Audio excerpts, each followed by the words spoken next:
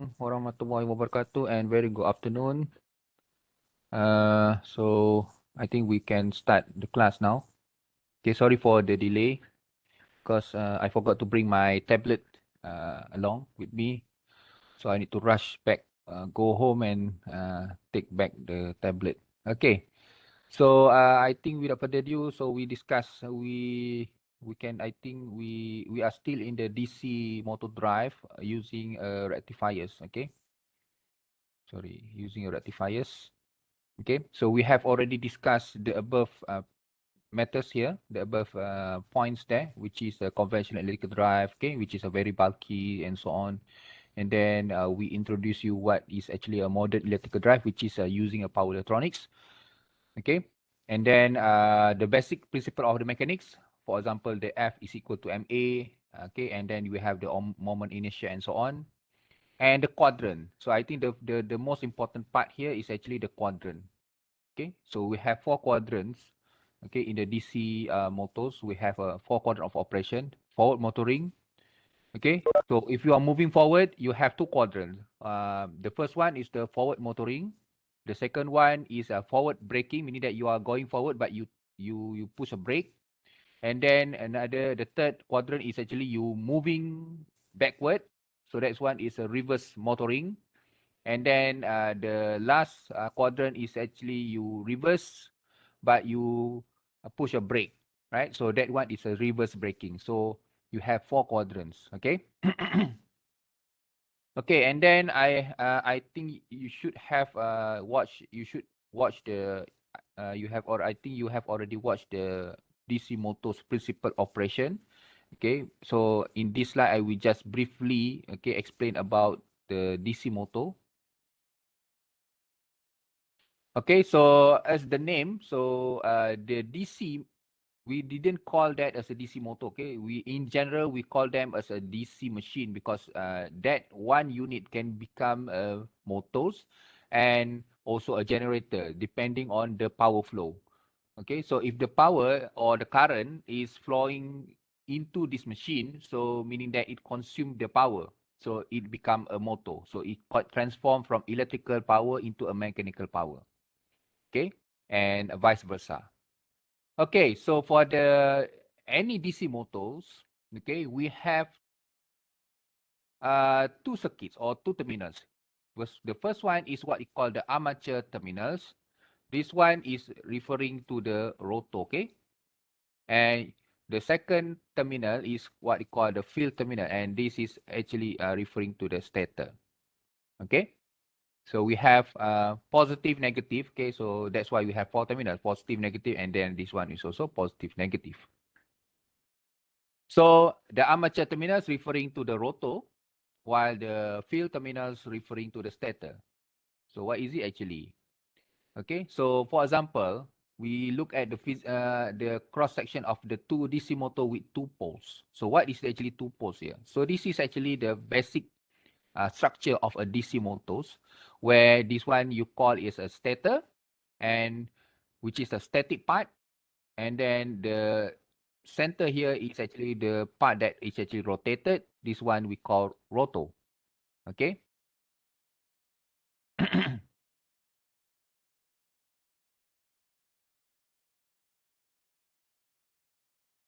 Okay, so to magnetize the stator, okay, what we need to do is actually to winding up a conductors, okay, around the stator. Okay, so this one, the process is what we call the electro magnetization. Okay, how can we magnetize the stator? Is actually we need to wind up the stator with a conductor and then apply a current. Okay, apply a current. So we have this one is the current going into, and then this one is the current going out. Okay, so as you can see, we have, when you have this winding and then the current flowing inside the conductor, so it will produce a magnetic field, and they are actually in one direction. Okay, so meaning that this one we will call this one as a south, and this one is north. Okay, So as you can see, we have two poles, north and south. Okay, so that's why what we call two poles. There are also a DC motor that have four poles, meaning that you have another one here. Sorry, another two. So this one it may be NS. So this one is also maybe N. This one is also your south. So this is also have a winding. Okay, so the more you have the poles, so meaning that the speed, okay, the capability of the motor is higher, the speed. Okay, because you have more poles. Okay, so this one is actually for two poles, meaning that you have only a north and south. For four poles, meaning that you have two north and two south poles. Okay. So this is what we call the field flux. Okay, and we usually can actually represent this after this. We will show you how we represent this field, this one, the stator part, as a field circuit. Okay.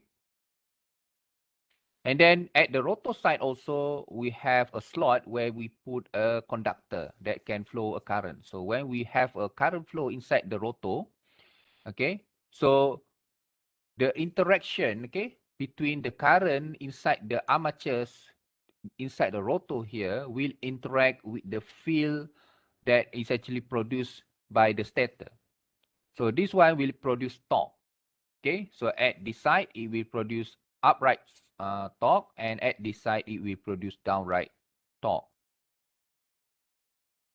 Okay, and this torque, this is a very important point here. The torque produced is proportional to the armature current. So what is the armature current? Is the current that actually inside the rotor. So this is IA. Okay, so meaning that your torque is proportional with the IA. Okay, the armature current. The current that flow inside the field circuit is what they call I field. Okay. The function of this current is just to produce flux. Okay. It's because it's just to produce flux because it want to magnetize the stator. While for the IA is actually the function is actually to produce torque. Okay. So IA, actually the interaction between the IA and also the flux will produce torque. But normally the flux is inside this one, the flux is actually constant. So that's why sometimes or always the torque will be only referring to the IA. So torque is actually proportional with the IA. Okay, so based on this diagram here, so we have this torque here and then this downright torque here. So it will make the rotor move in a clockwise motion. And when this rotor is rotating, okay, so due to the rotation of the rotor, it will produce a byproduct voltage, what we call the Bare Emf voltage. So this one is a DC voltage, okay? This is actually a byproduct, okay? Due to the rotation of the rotor, it will produce the voltage. So if you need to recall back your machine, okay, a basic machine, the DC machine, because inside a machine, anything that is actually rotating, it will produce some byproduct, which is a voltage, okay? And that voltage is depends on the structures lah. So if this one is a DC motor, so it will produce a DC voltage. And that one, what we call a back EMF. Okay? And in order to do our analysis on how to determine the speed, okay, how to control the speed of this mechanical machine here, okay, so we need to model this DC motor, which is the mechanical motor here, into an equivalent electrical circuits. So this is our job as an engineer, where anything that is actually physical, for example, a motor here, DC motor, which is a mechanical, so we need to do our analysis, okay, to see the relationship between the speed, okay, the torque and their relationship with the voltage input, the current input, the flux, and so on. So what we need to do is always to do the modeling. Okay, we represent all the relationship in equations, and from that we construct a equivalent electrical circuits. Okay, before we jump to that part, okay, just to maybe refresh back, okay. So on the DC motors type that we have, okay, so just to refresh back, so for the DC motor, so we have the shunt DC motor. So shunt DC motor meaning that what? Parallel connection, okay? Parallel connection between field circuit and armature circuit. Okay. And for the series DC motor, meaning that the field circuit and the armature circuit are actually connected in series. Compound is actually mixed. Okay.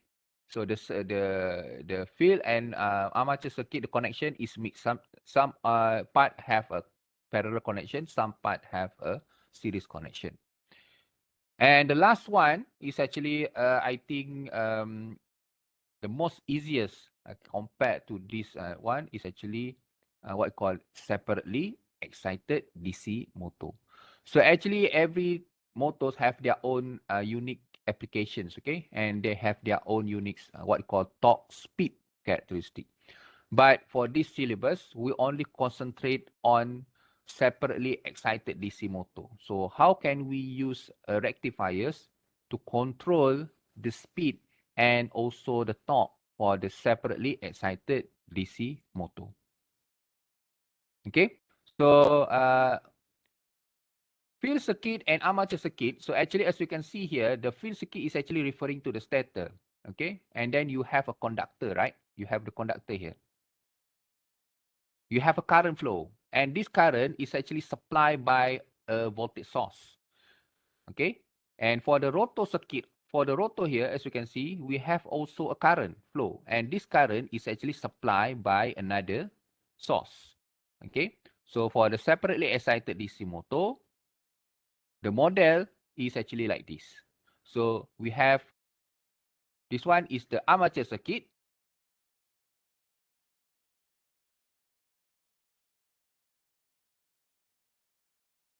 And this one is the field circuit.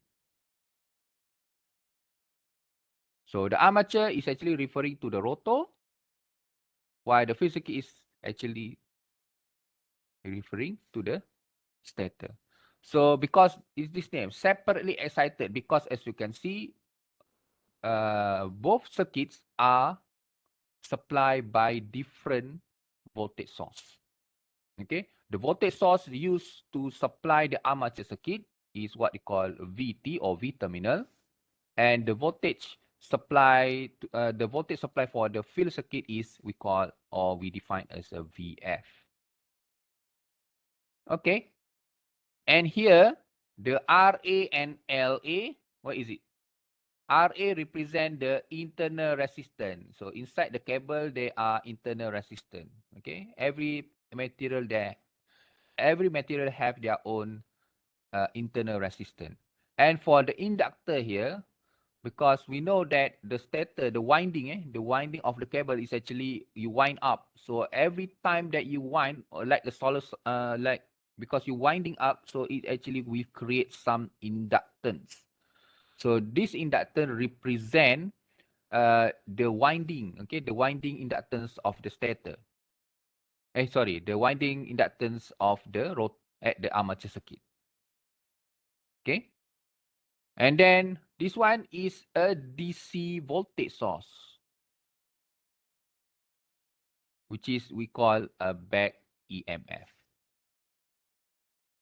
Okay, so this is actually back EMF due to the rotation of the motor. And here we have the current, which is IA flowing inside this armature circuit.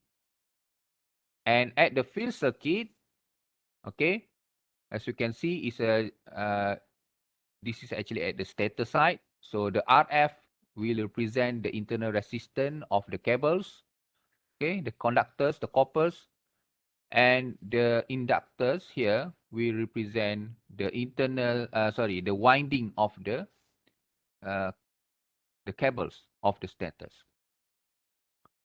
Okay, so the function of this field circuit, okay, you have the IF flowing here, is actually to produce flux.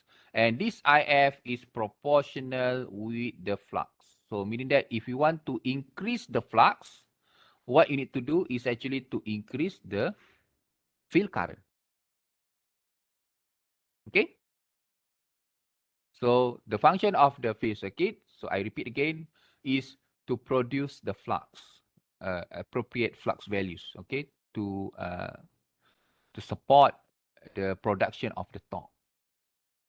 Okay, so to increase the flux, what you need to do is actually just increasing the field circuit. Field current. Okay.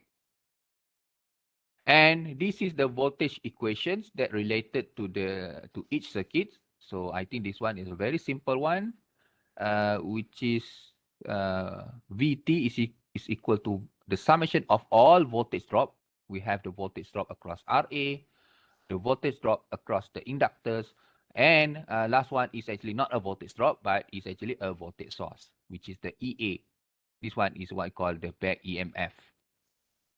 And for the field circuit, so very simple and straightforward KVL. So VF is equal to the voltage drop across the resistor and also the voltage drop across the inductor. So these equations are important. And these equations are also very important. This one, you need to know the relationship between the mechanical parameters and also electrical parameters. So as you can see here, the torque, okay, produced by the Moto is proportional with the, is actually affected, okay? We control by, as you can see, we have two variables here. KT is a constant, which is you can either adjust the flux or you can also adjust the armature current. So there are two variables. To speed up, to increase the torque, you can either increase this flux and also armature current. Okay, and this one is the EA. This one is actually a voltage, okay, back EMF voltage that will be produced, okay, due to the rotation. Okay, so this voltage back EMF produced will be increased when the speed of the motor is increased. Okay, and the third relationship, this one, which is I have already mentioned, the flux is proportional with the field circuit. Okay, but usually in our, so as you can see here, we have two variables, okay, to control the torque, okay, but usually the flux, okay, which is controlled by the IF here, will always maintain at a fixed values. We didn't change the flux always. So we usually, for DC motor, okay, the IF is maintained. Okay, so meaning that when IF is maintained, meaning that this flux is also maintained. So meaning that we can control the torque by controlling IA. Okay, so that's why from the beginning, I have said that the torque is actually proportional with the current. So in this case, it's proportional with the armature current. So if you want to increase the torque, you need to increase the armature current. In this one is actually the flux is fixed, okay?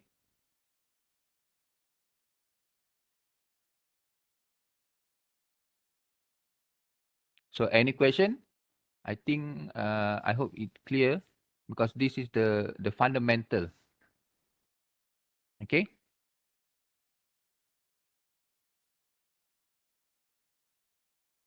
Okay. So if the field flux come from the permanent magnet, so the motor is called permanent magnet DC motor. Okay? So for permanent magnet DC motor, the field current cannot be controlled lah. It cannot be controlled, meaning that, yeah, you cannot control because that is already a permanent magnet.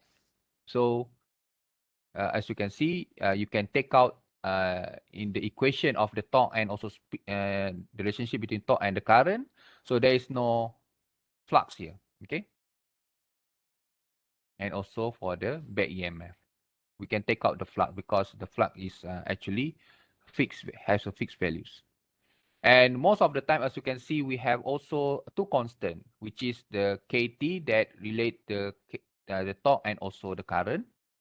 And the second constant, which is the KE, which is referring to a constant that relate the back EMF and the speed. Okay, so KT and KE.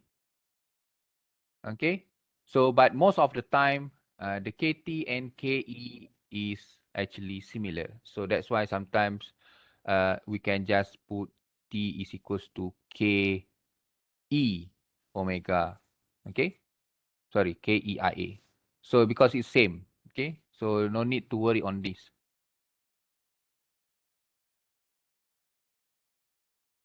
Okay. Anything permanent magnet meaning that you don't need. Okay. For example, permanent magnet is actually you don't need a field circuit actually. For example, this one is the stator. Okay. And then this is your rotor. Okay. So this is your north and this is your south. And then maybe this one is your north and this one is also your south. So if this one is the stator, which is built from a permanent magnet, you no need a winding. Okay, you don't need to electromagnetize the stator because it's already permanent magnet, so it has already their own magnet. So field circuit no need. Okay, but permanent magnet, because you know permanent magnet, the volume and also the weight is very heavy as compared to a normal DC motor. So that's why people are not going for the permanent magnet DC motor because it's very heavy. Okay, but there is a special application for the permanent magnet DC motor. Okay, but due to the weight and so on, so the permanent magnet DC motor has some disadvantage. Okay, but if your stator is built by the permanent magnet, so you don't need a field circuit to electromagnetize that stator. Okay, because for example the stator is not magnet, it's not a permanent magnet, so you need to wind up, okay, to put some winding here so that it can electromagnetize the stator and become and produce the field. Okay, that is the purpose of the field circuit, just to produce the field, okay, to the DC motor.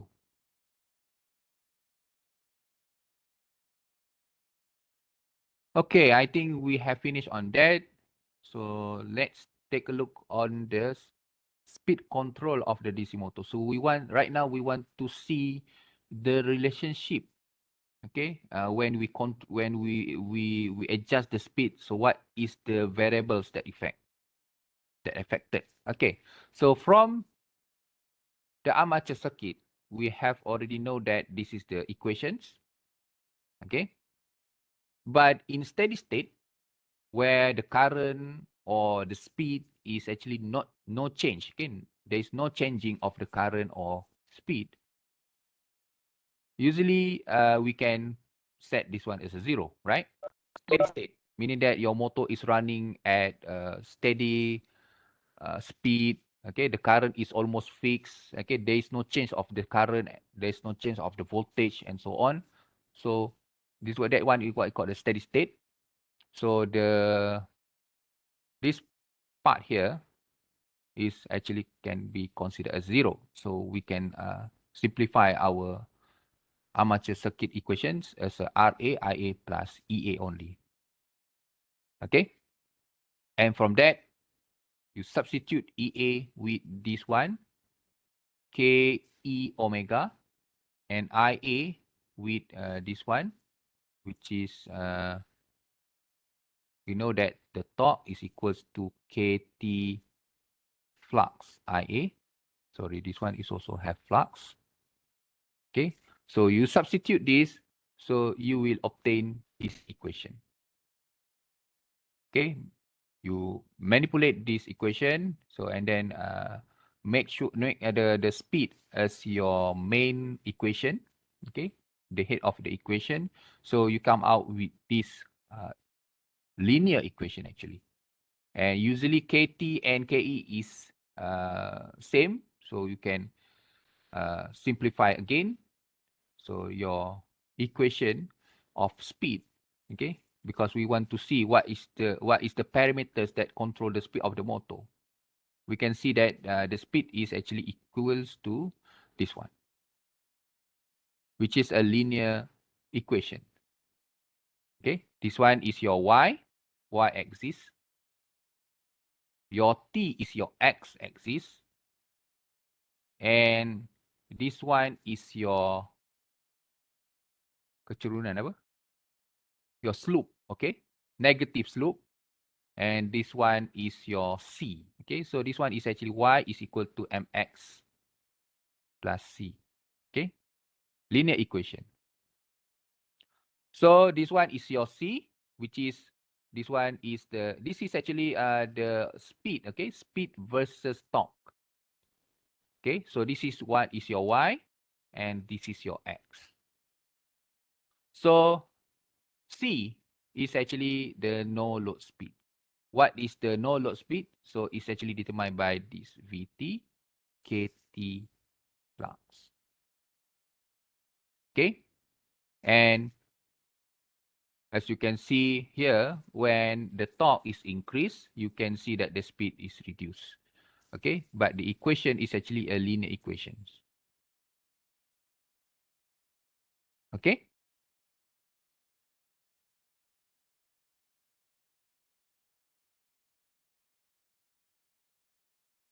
Okay? A linear equation.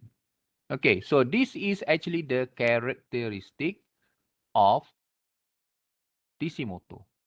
Okay, so this one is your no load speed, and this one is the I forgot to mention, this one is the start up torque. Okay, where your speed is 0, so this is the torque required to start up your motor. Okay, so no load speed meaning that the torque applied to your motor is 0. Okay, so that is the no load speed.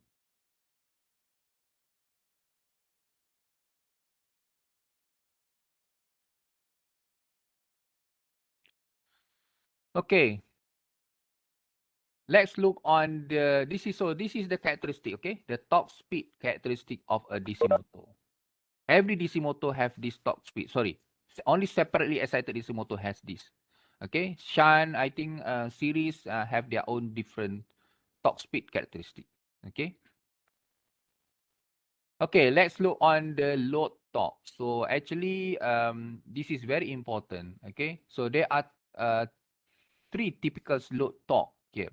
We have what we call a constant torque load, which is the value of the torque is independent with speed.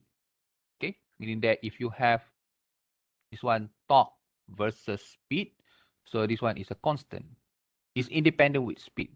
So the example of the application that has this constant torque load is the elevators and also conveyors. Okay, so conveyors at the inside the factories lah. So like this. Okay, so this one has a constant load torque. Okay, and then another one we have a linear torque speed. Sorry, linear torque load, which is the torque and speed is actually linear. Okay, and then we have another one is a quadratic, meaning that the torque load versus speed is actually in quadratic expression.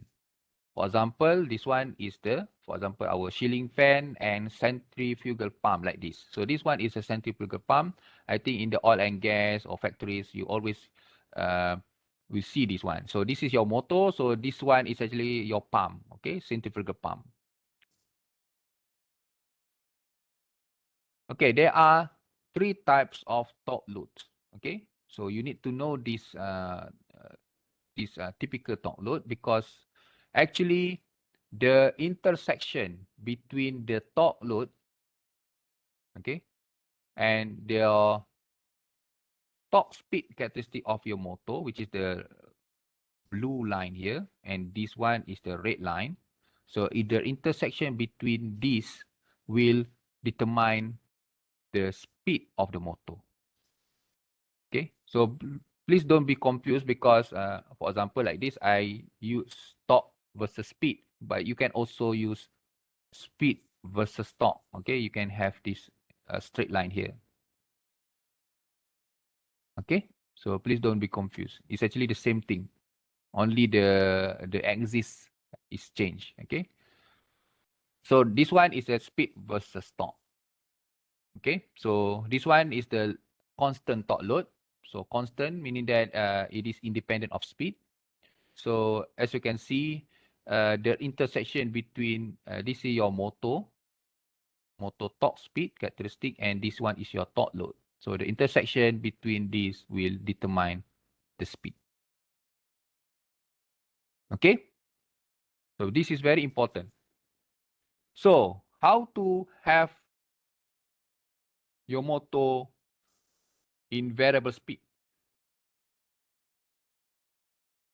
For example, I want my motor to be at this speed.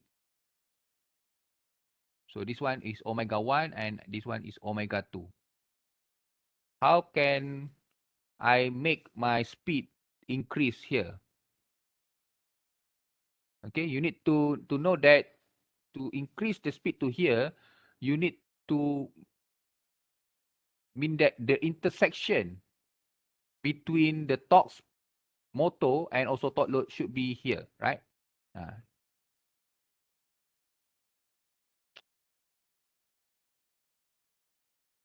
So how to actually move out my speed to omega 2? Macam mana? You need to have the intersection here. Kan? So the first intersection here will give you the value of omega 1. So right now, we want to move the speed from omega 1 to omega 2. Meaning that the intersection should be here. So what you need to move? The motor torque speed. Meaning that you need to change the motor torque speed characteristic so that it become here. So meaning that the intersection has put here, so your speed will be omega 2. So that is how we control the speed of the motor. How can we, that is how we determine the speed, okay? So we control the speed by adjusting the motor torque speed characteristic. We didn't adjust the torque load, okay? The torque load is the load is the load. So we need to control our drive, the power electronics circuit, to meet the requirement of the load. Okay, not vice versa. Okay, so that is the load. So we need to control our system to meet the requirement of the load. Okay, so for example, for this one, omega 1, our requirement, the load should actually rotate at omega 2. So what we need to do is to push or to change the motor speed characteristic to this grade, to this second line here, so that the intersection will be here and it will produce omega 2. Okay, so how to change this motor torque speed characteristic? So there are 3 ways. You change the armature voltage, which is the VT values. You change, okay, the first one.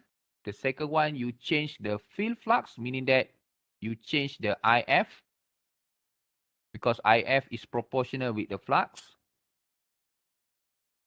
Okay, or you replace the armature resistance, which is actually this one is also possible but not practical. Okay, there are three ways, okay, how to change the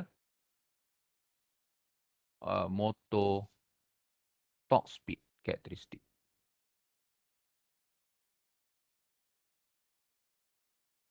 Okay, because as you can see from this equation also you have three variables, which is Vt, flux, and also Ra.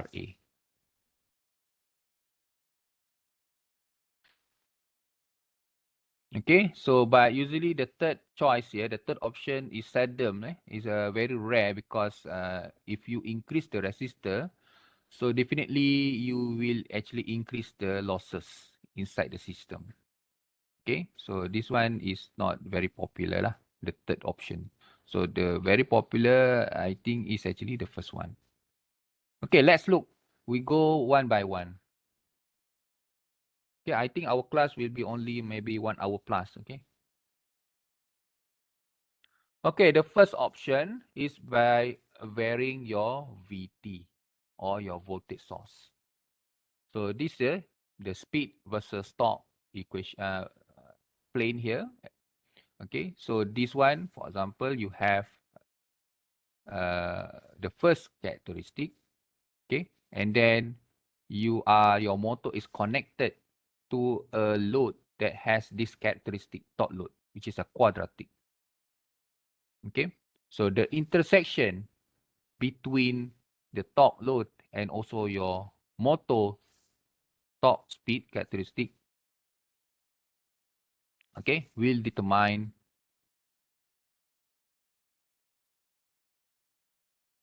your speed. Okay, so this is for the first characteristic. If you increase the voltage, you will have a different motor torque speed characteristic. Okay, so this one is the no load speed. No load speed 1 for this V1, for example, and then this one is V2. So this is no load. Okay, no load speed number 2 for this characteristic, and this one for V3 and so on. So every time it has a different no load. So because it has a different characteristic, okay? Because when you increase the voltage, so definitely the no load speed will be also change. Okay? And the intersection between the speed characteristic and also your torque load will determine what is the speed of the motor. Okay, so some comments on this when you vary the voltage source. So definitely it requires a variable DC supplies. We need that to change. For example, this one is 10 volt, this one is 20, this one is 30 volt, and so on. So you need a variable DC power supply. Okay, and actually during that time, I think 1950, 1960, so they consider this one is the most what you call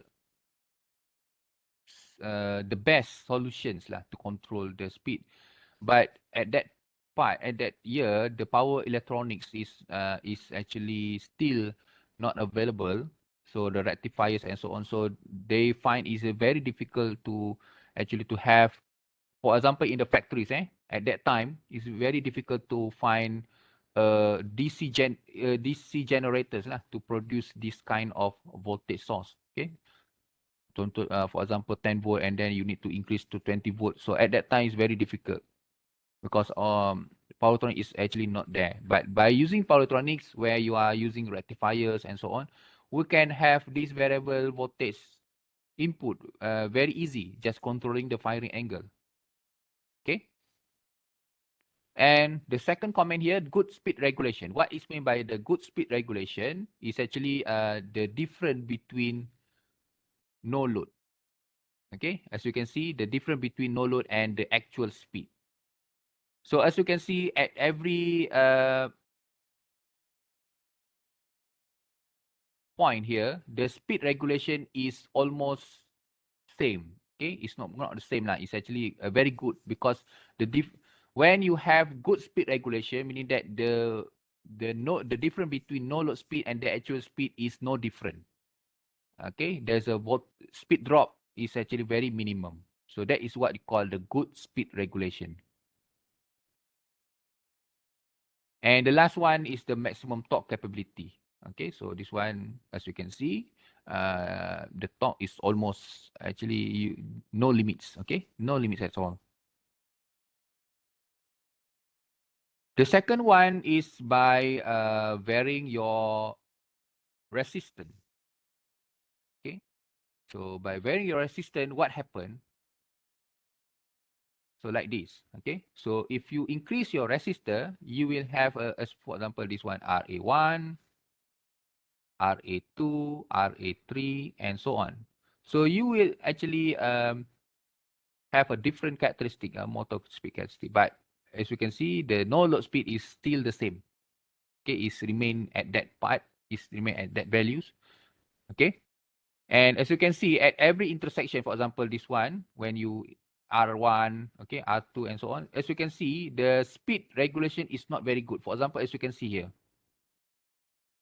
the gap between no load and the actual speed at this point is very big. So the speed regulation is not very good. And it is a very simple control because you just need to replace the RA, but not practical at all. Okay, and since you are increasing the RA, meaning that the losses will be also increased. Okay, and the maximum torque capability is also reduced. So as you can see, for example, if I want my torque to be at these values, so as you can see, when you increase the resistor, the torque is cannot, okay, because you can see it reduce the torque. So that one we cannot, by using RA, we cannot maintain the maximum torque capability. Okay, and then the last one is just by varying your flux, meaning that you control the IF lah. You control the IF. So what happened is actually you will have like this. Okay, same. This is not possible for PM lah, for permanent magnet motor, because the permanent magnet motor you have a constant flux. Okay, so not possible for PM motors, and same where your maximum torque capability is also reduced. Okay, and the speed regulation is also not very good. Okay, so even though, as you can see here, when you reduce the flux, okay, you have a different torque speed characteristic. Okay, for example, this one speed regulation is good, but when at this part, as you can see, the speed regulation is no longer very good because it's very far away. The no load speed and also the actual speed is actually very, very big difference. So the speed regulation is not very good.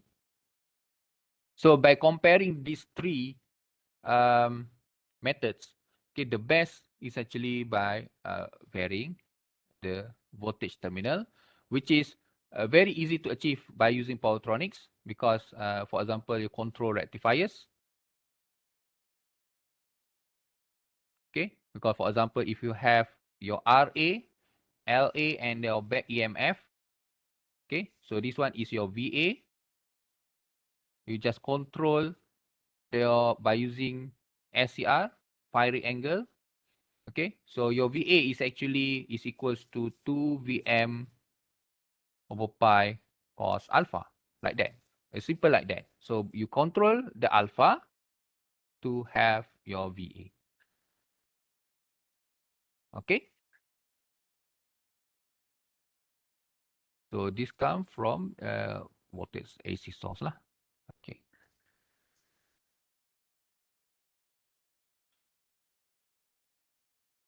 Okay, so the last part here. So control by using a power electronics. Okay, for example, you have a three-phase power supplies. Okay. So so as you can see here, this is a separately excited DC motor, and because the voltage, okay, the voltage terminal is supplied by a different source. Even though it is, as you can see, it is from a same source, but VT and VF is different, okay? Because you can control the value of VF and VT independently. Okay, for example, I control the VT by using the alpha T, and to get my VF, I can control my alpha F. So even though it is from the same source, but we can independently control the VT and VF. Okay, so for the three-phase, so if you are using three-phase system, okay, your V terminal is actually come out from your three-phase rectifiers V output, which is 3 VM line to line over pi cos alpha, and for VF also like this. Okay, so it is not necessary both supplied by a three-phase. You can also either, for example, for the armature circuit, you are using three-phase supply, and then the field circuit, you are using a single voltage supply. So it doesn't matter. Okay, because the most important is actually VT and VF is independent.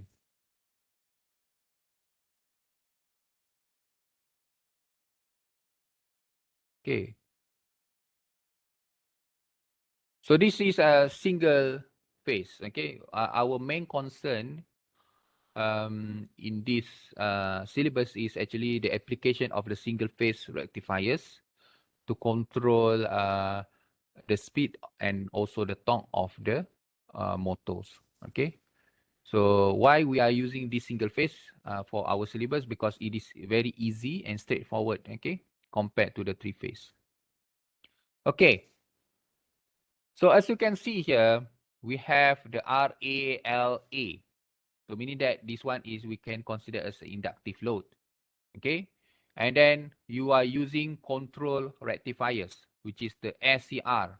And for the control rectifier, you have two conditions. You have two mode of operation, which is the continuous current mode, or sometimes also continuous conduction mode. And you have a what you call DCM, discontinuous conduction mode, or discontinuous current mode. The same thing. Okay. So we have either CCM and DCM. Okay. But usually for a DC motor, your omega L is much larger compared to your RA. This is practical, okay? Because in the motor, usually the LA will be very large compared to the internal resistance of the winding. So that's why for the DC motor, we assume always your rectifier will be always in CCM. Okay?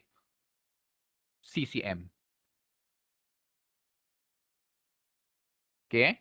And then since the omega L is very large compared to RA, meaning that your current is DC current, right? So I hope you can recall back. For CCM, your voltage should be like this.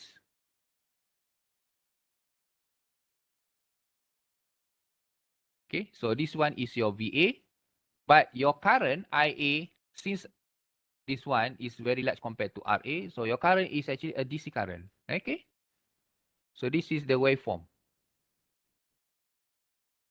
VA and your IA. So your VA average you can compute by using the CCM equation, which is 2 VM over pi cos alpha. Okay. And for the armature current, which is the IA, since this is a DC current, okay, so you can assume that this one, okay, RA, and then we assume a steady state, meaning that your inductor is short circuited, and then this is your EA. So this one is VT. We consider VT is actually average voltage, and this one is IA. So so we consider this one is a DC circuit. So IA is equal to your VT lah, VT or V armature minus the back EMF over the RA. Why there is no LA? Because we consider during the steady state operation, there is no change of the current, right? So that's why we consider inductor as a short circuit.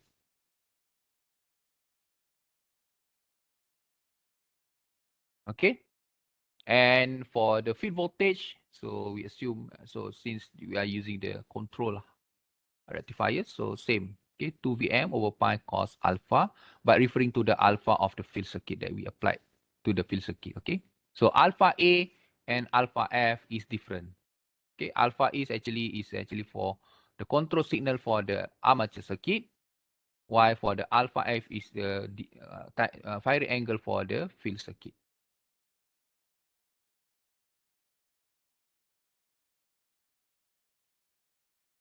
Semua ngantuk dah ke?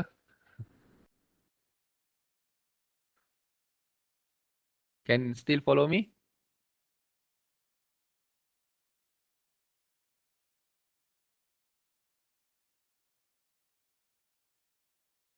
Okay.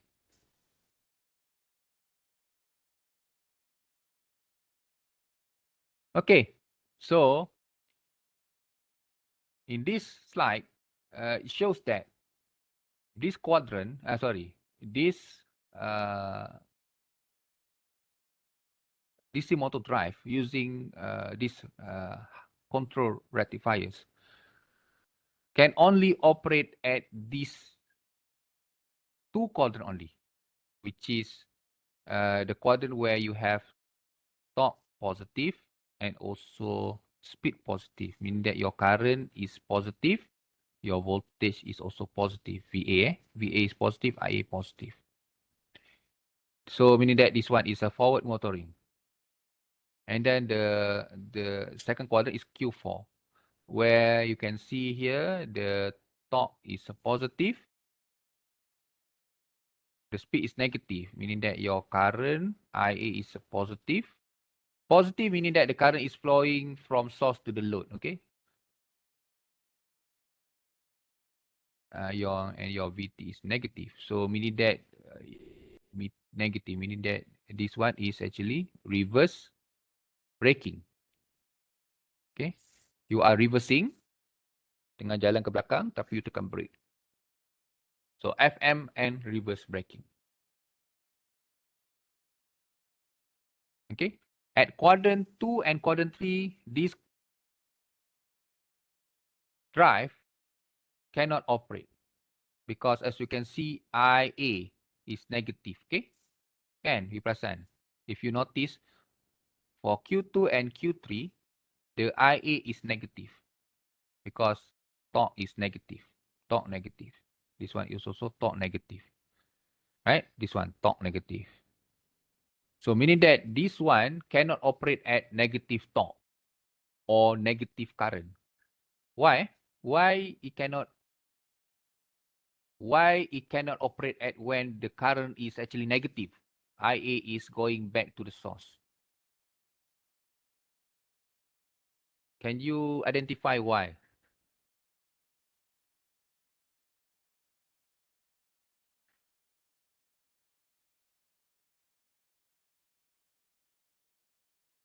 These rectifiers can operate both when the current is positive, meaning that the current is flowing from source to the load.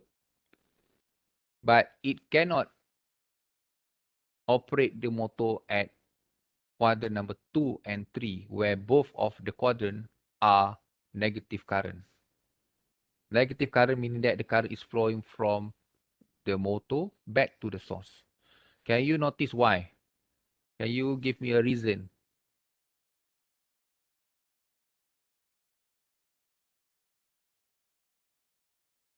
Jawab ni, I will give you 1 bonus mark. Over 100, your total marks.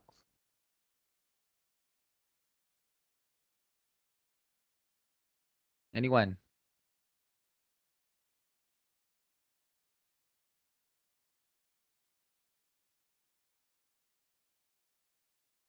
Question lah, Doctor. Okay, Sam. Okay, why? Do you have the answer? Can you speak again? Laju sangat tadi. Sam. No Why? answer, Doctor. No answer. Yeah, No yeah. answer. Yeah. Okay, anyone. Saya still open. The bonus mark 1 mark. Why? you can see here, this drive cannot okay,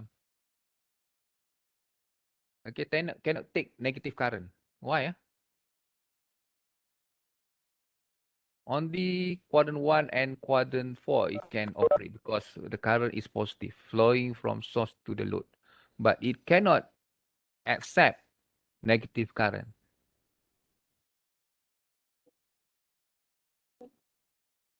Because of the motor, Doctor? No. The The motor, motor. as I explained earlier, the motor can operate in all quadrants. There is no problem. The problem is actually and what type of drive that you use, what type of circuit. When you are referring, when I say about drive, it's actually referring to the circuit. Okay, so the drive system. So the drive here is actually the circuit that you use. Okay, so the limitation is due to of this circuit, the drive circuit that you use. Can you maybe have some idea why this drive circuit cannot accept negative current? Because there are a circuit, there are a drive system that can accept both positive current and negative current. But for this drive system, it cannot accept negative current. Why? Yes, Muhammad. Siapa cakap tadi? Chat tadi.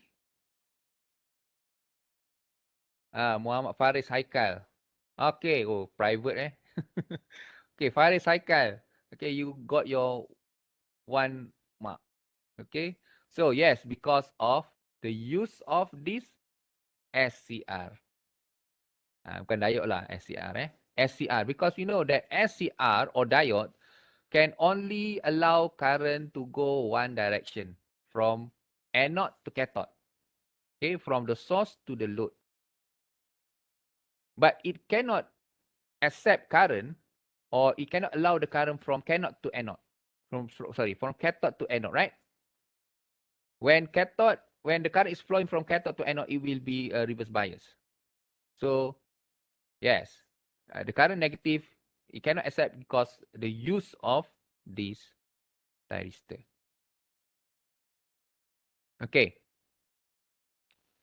So good. Okay. And then let's look at Q1 and Q4. So both current are positive, but the voltage for Q1 is positive and voltage Q4 is negative. So meaning that VA is positive and VA can be negative. So how can VA be negative? Can someone answer?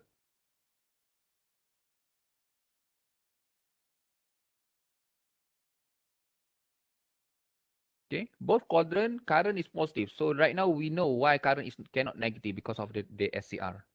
Okay, so right now my question is, for quadrant number 1, the VA is positive, and quadrant number 4, VA is negative. Okay, meaning that this drive can have the voltage output VA can have a positive values and also can have negative values. So my question is, how can VA be negative?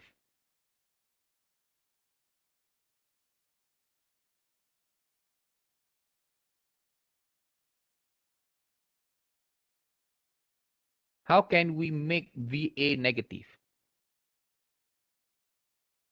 Dia dah jawapan kat situ.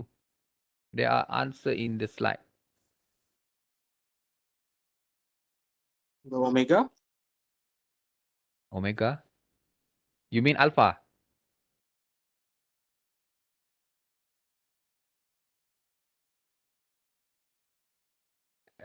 Actually Plus alpha. generating. No.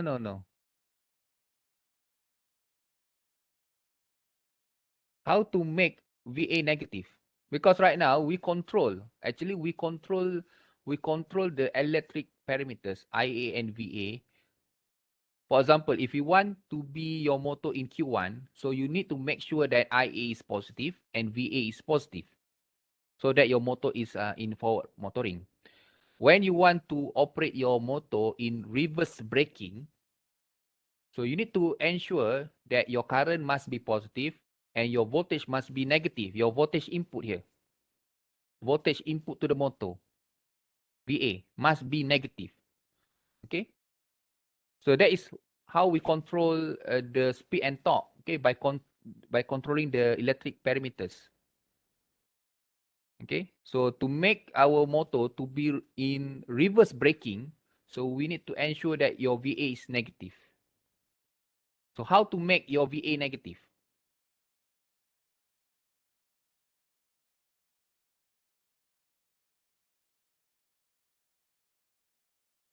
How to make sure that your VA is negative? Yeah, you want to control the motor, kan? You want to control the motor. I hope you understand my question. You want to control the motor. For example, I want my motor to be in quarter number 1. So I need to make sure that my IA is positive and VA is positive. And if I want to my motor to be operated at quadrant number 4, which is the reverse braking, meaning that is in reverse direction, but it actually reverse braking. Okay, the torque is reverse. Okay, so I need to make sure that my VA, my voltage source, okay, my voltage input here to the motor is negative. How can I make my VA becomes negative? Q2 and Q3 cannot lah. Okay, you cannot operate your motor in Q3 and Q4, Q2 and Q3 because your SCR cannot accept negative current. So you can only allow to operate at Q1 and Q4. So my question is for Q4, how can you make your voltage input VA become negative? Oh, so right now is actually by controlling. Tak boleh. Right now you are controlling the speed now. You are controlling the speed and torque as the output. So right now, the parameter that you want to control the speed and torque is actually the electrical parameters. We cannot faham. So bukan ada tadi yang jawab tadi apa, reduce the speed kan. How can kita nak control, we want to control right now the speed kan, the speed and also torque.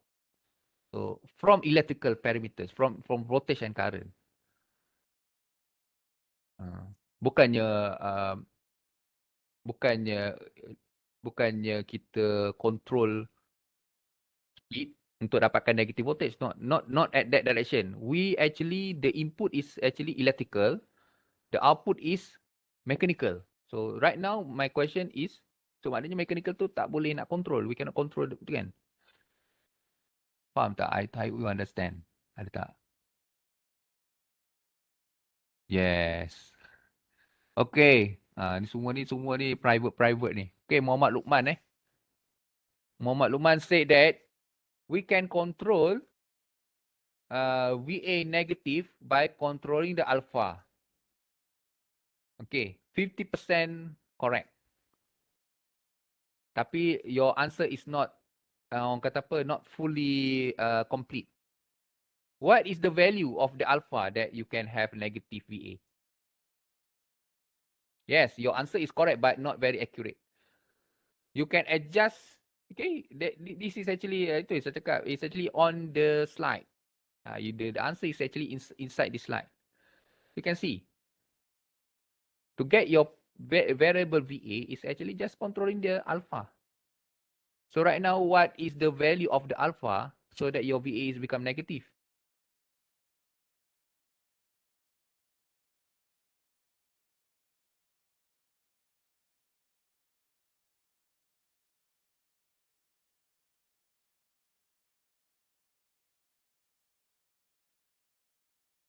Yeah, greater than 90. Yeah, if your alpha is greater than 90, then you will have your VA is negative. Okay, so meaning that, so that is how we control, okay, our motors, whether you want to be in quadrant 1 and quadrant 4, okay, by make sure that for quadrant 1 and quadrant 1, make sure that your I is positive and your VA is positive, meaning that your alpha must be less than 90 degrees. And for Q4, if you want your motor to be in Q4, make sure that your current is positive and your voltage is actually negative by controlling the alpha larger than 90 degrees. Okay, so IA positive. So how you want to make sure IA is positive? You need to make sure your VT, voltage terminal, is larger than your back EMF. Okay, so if your voltage terminal is larger than back EMF, for sure your IA is positive. Okay, so your motor, as I explained earlier, your motor can operate both. Okay, that is the motor's punya operation. You can quadrant 1, quadrant 2, quadrant 2, and quadrant 4. No problem. The limitation of the quadrant depends on the circuit that you use, the drive system that you use. Okay. So the field circuit, I think, not a big problem because this circuit is only used to produce flux, okay, by controlling the IF. But usually in this syllabus, IF is always maintained lah. So meaning that your flux is maintained. So our main concern is actually to introduce you how to control the torque and speed by controlling the IA and also the VA. Okay, so this one is, for example, a three-phase. As you can see here, your armature circuit is supplied by a three-phase voltage, and the first circuit you can either supply by using a single-phase circuit. No problem. Okay. So if the three-phase supply, so meaning that your VA should use equation of the three-phase rectifiers lah. And for the field circuit, so if the single-phase use, so you need to use single-phase equation of the V out average. Okay, for CCM. Okay, so ensure that for this DC motor, it is always CCM because the inductor omega L is always larger than RA, and I is actually a DC current lah. Okay.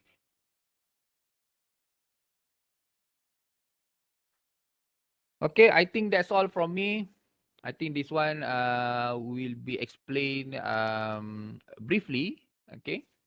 And then, so for example, this one, for example, you are using how to ensure that your motor, for example, if your motor application requires to operate at all 4 quadrants, okay, and then you have, for example, inside your factory, you have only rectifier circuits only. So how can you do that? Is actually by using this configuration. Okay, for example, this one, the first rectifiers, and this one is the second rectifiers. So these rectifiers will operate at quadrant number 2 and quadrant number 3. Sorry. Quadrant number 1 and quadrant number 4 will be operated by this one, and quadrant number 2 and 3 will be operated by these rectifiers.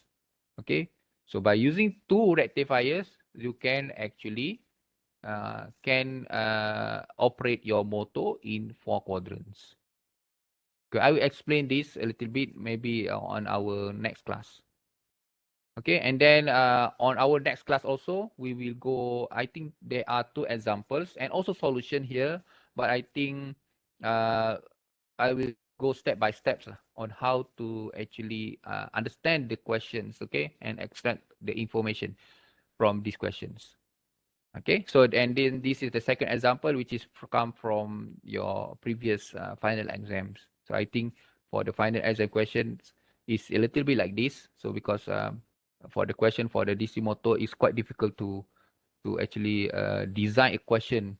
Okay, usually it will be like this lah. Okay, and there is also solutions you can look at it. But as mentioned before, I will explain to you one by one, okay, how to understand the question first. Okay, I think that's all from me.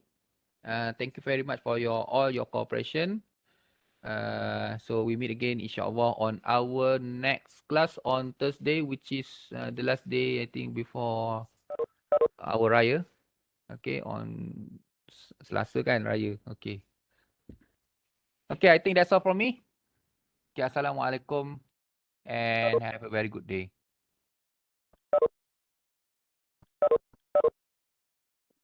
Okay, doctor.